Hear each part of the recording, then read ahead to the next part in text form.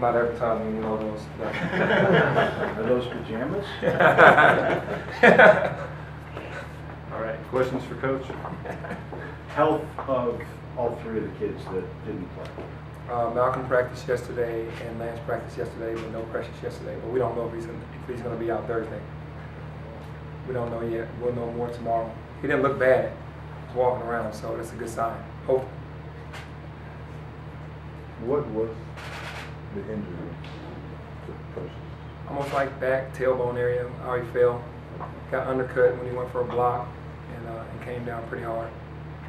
Has he just been banged up because you said he missed practice from knickknacks. Mm-hmm. I watched him getting stretched out before the game on Saturday.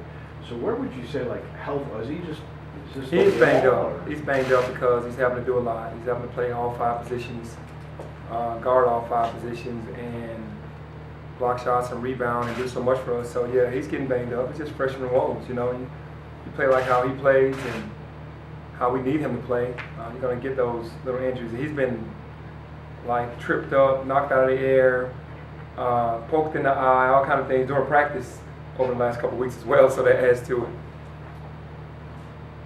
Is there a sense of frustration with the players because this hasn't exactly gone? But how do you avoid that? Or it's probably just natural at certain times when things aren't going well. I think it is natural, but I think for them it's more individual. Like they're frustrated because things aren't happening individually for them, and as a team, the focus needs to be on team. I think young guys, that's going to happen. Freshmen, it tends to happen more. What's the mindset following the loss from South Florida going to Cincinnati this week? It's not good, but I'm being a competitor that I am. I'm glad that we have 2 tough games. We can't lay down. You can't go through the motions. You got to go and play, and you got to go win. These are games that could get you back to where you need to be, and it's 2 tough places to play, and it's going to show us a lot about how we bounce back from things and where we are.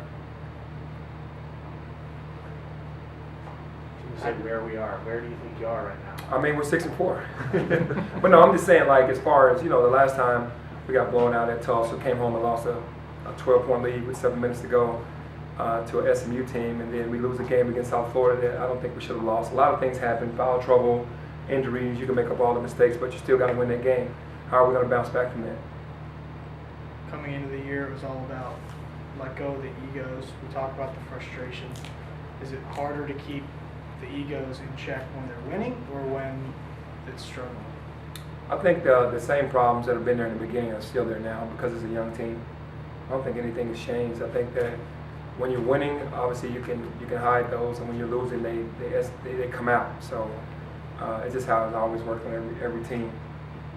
If you are to be successful for these next 8 games, what do you think has to be better? Man, the toughness of how we play, the 50-50 balls, the boxing out, the mindset we had going into Tennessee has to be every game. And like I said, we lost that edge that we had as guards, rebounding, blocking out, hitting people, getting on the floor, doing whatever it takes. And I like being in this position because that's what we have to do now. There's no such thing as we can't do it. We're not going to box out. We're going to lose a rebounding battle. There's no time for any of that right now. We have to do all the little things. Why do you think the team lost that edge? Just youth. No, not thinking that it's important, thinking that you're going to win because you just show up. I think that's what happens because we preach every day. And we talk about carryover from practice to the games.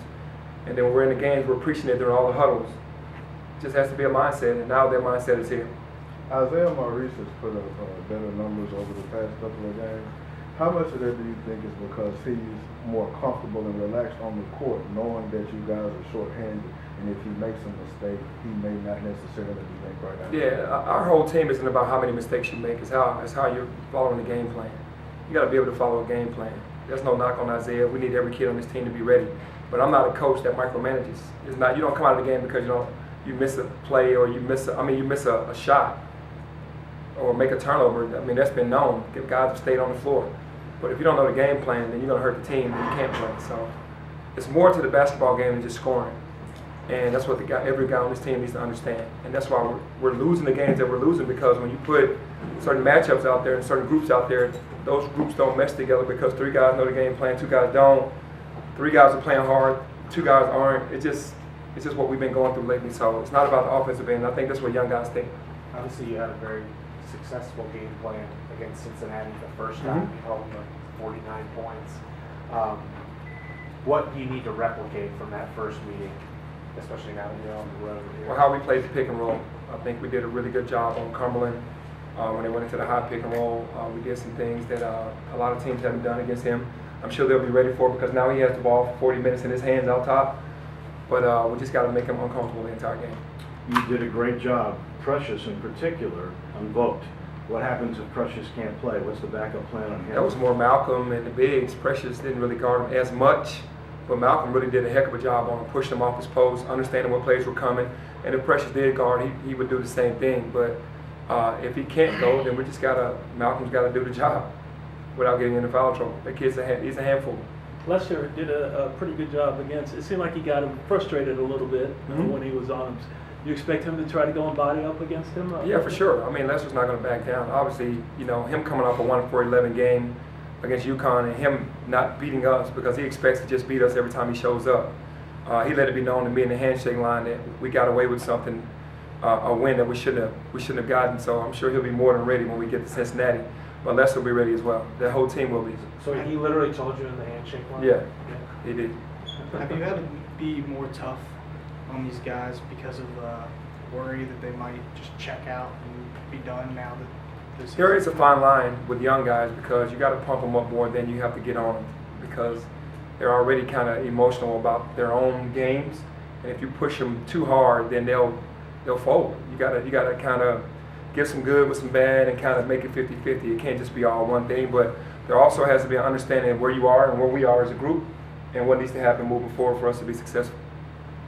What have you learned about sort of is that something that you've learned or over time or Yeah, it's about something that just you learn. managing the entire It's something that you learn because I'm very competitive and I want to yell and I want to scream and I want to stomp, but with this group you can't.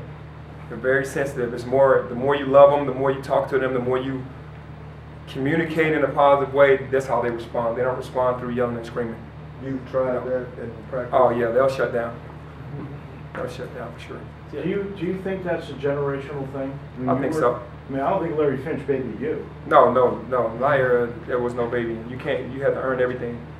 And it is this era with all the coaches around the country. I'm sure they'll tell you the same exact thing. Guys expect to play who aren't following the game plan or who aren't playing hard. They just want to be on the floor because of their past history. They don't want to be held accountable. You got to kind of ignore some things and then talk about some things and ignore some things and don't hit them all at once. You got to be positive all the time. So it's difficult. Did you have people, like when you talk about people being in these players' ears, when you were, did you have people, like were they? No, it not was even just you? close. The coach was the only person I listened to. Honestly, that's what we were taught. We're taught to respect the higher authority, and it's his team, and whatever he says goes, and not challenge that. That's how I've always been taught. What's it like now, and how much of your job is coaching on the floor and versus managing all the stuff going on the floor? Coaching on the floor is a lot, but managing it as well is probably the same percentage. Because, most families want their kids to do well. It's not about team all the time. So you have to manage that. Every coach would say that. This is not something you've seen this in AAU when you were coaching. Oh yeah, It's happened. it's happened since I've been back. In high school and AAU and now college. It's happening everywhere. Is that the loudest outside noise that comes from family members? Or? Yeah, I mean the outside noise is bad for anybody. It's not good because if you're not in that locker room being a part of a family, then you really don't know. So that's why the guys we always preach stay together, stay with your brother, and listen to the people in this group because we're fighting hard, and you have to stay together. You orchestrated offense a lot more last game and only 11 turnovers. Is that the game plan from here on out? Yes, for sure. We're gonna change some things up defensively too because we gotta switch it up some because our young guys are being handed a deal where they have to guard these seniors and grad transfers at the end of the games, and we haven't voted well with that. So we got to help them out a little bit by changing things up, and there's also a challenge to them as well to get better in certain areas. So yeah, going to control the offense and switch some things up defensively as well. You got the turnovers under control, like you said, but the rebounding battle was way lopsided. So how do you fix that? Yeah, that doesn't usually happen, but that was disheartening because at home you have to scrap and fight, and that was all toughness. That's all a part of the 50-50 balls, the toughness that you got to bring every single night. It doesn't matter how many points you have. Don't give them extra shots. block them out, and you get the 50-50 balls, and you make your free throws, you have a great opportunity to win.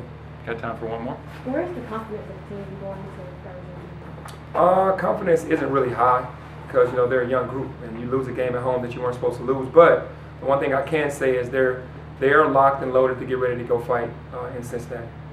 Look, I got to get this one in because we just came from the Grizzlies. If you can hit that injury update one more time about who's ready, who's not ready.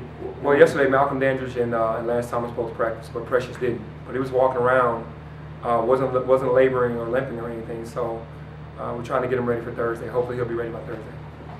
All right, thank you. Thanks. All right.